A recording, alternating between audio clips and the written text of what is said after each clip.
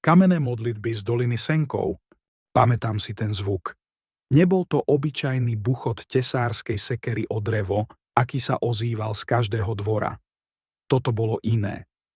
Cinkanie kovu o tvrdý pieskovec. To v lome v starobystrickej doline Senkov ožívali skaly. Tam sa začal písať príbeh rodu Kuricovcov, otca a syna, ktorí nám tu zanechali viac než len svoje mená. Otec, ktorý vdýchol kameňu dušu. Všetko to začal starý Ján. Ľudia sa dodnes, keď sedia na priedomí, sporili o to, odkiaľ vlastne prišiel a kým presne bol.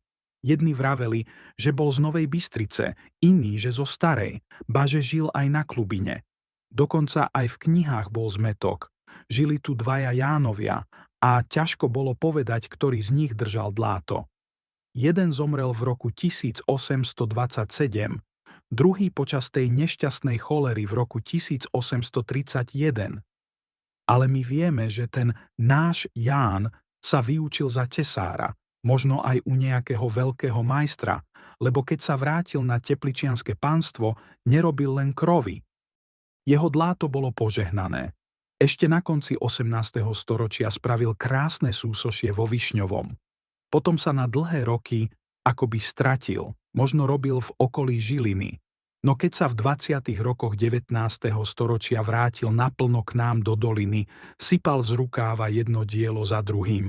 Či už to bola Panna Mária vo Vychylovke u Grigov z roku 1826, alebo náhrobok pre nášho pána farára Majerského. Za svoju prácu si vedel vypýtať plácu, ale aj ju odviedol poctivo.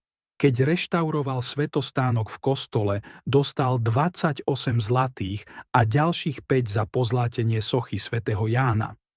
Ján však nepracoval sám. Okolo neho sa motal chlapec, jeho syn Jozef, narodený v lete roku 1801. Odmala nasával vôňu kamenného prachu. Jozef sa potatil. Najprv robil len jednoduchšie veci, no rástol s každým úderom kladiva. Hovorí sa, že pri soche svätého Antona Paduánskeho u Budošov z roku 1828 sa ich ruky stretli. Ťažko povedať, či ju začal otec a dokončil syn, alebo to bolo dielo jedného z nich. Bol to čas, kedy sa žezlo pomaly odovzdávalo. Keď prišli 30. roky, Jozef už bol majstrom. A veru, boli to ťažké časy. Dolinou sa prehnala cholera a ľudia hľadali útechu v modlitbách a kamenných svätých. Možno práve preto vznikla socha Panny Márie u Rusnákov. Jozef bol usilovný.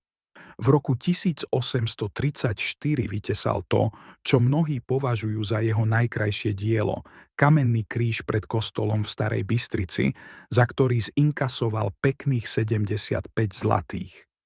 Páni ho mali radi.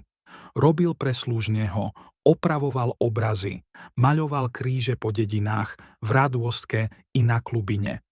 Bol to vážený majster, obec mu platila nielen za prácu, ale aj za ubytovanie, keď robil sochu svätého Jána Nepomuckého pre Novú Bystricu.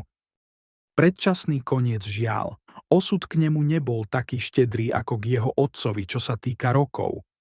Jozef mal len 44, keď ho v roku 1847 skolila nervová horúčka. Zostal po ňom smútok v očiach jeho ženy Žofie a nedokončená práca. Jeho posledné sochy pre riečnicu už museli doviesť a vyplatiť iní.